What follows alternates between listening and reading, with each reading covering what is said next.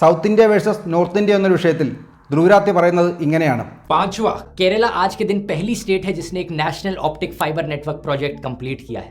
35,000 kilometre से ज़्यादा fibre network state भर में लगाया गया हाई स्पीड इंटरनेट प्रोवाइड करने के लिए ग्राम पंचायत को और रिमोट एरियाज को. 20 लाख से ज़्यादा बीपीएल परिवारों को फ्री कनेक्टिविटी दी गई इसकी, ताकि गरीब लोगों के बच्चे भी हाई स्पीड इंटरनेट को एक्सेस कर सकें, पढ़ाई कर सकें.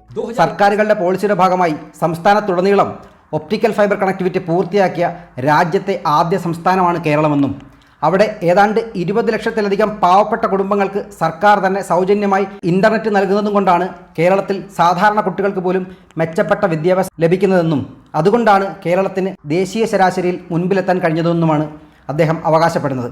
സംഭവം മനസ്സിലായോ? പിണറായി വിജയൻ്റെ ഇതുവരെ നടക്കാതെ പോയ വെറും സ്വപ്നം മാത്രമായ കെ ഫോണിനെ കുറിച്ചാണ് ധ്രുവരാത്തി വർഷങ്ങൾക്ക് മുമ്പേ നടന്ന എന്തോ കാര്യമായി രാജ്യത്താകെ അവതരിപ്പിക്കുന്നത്.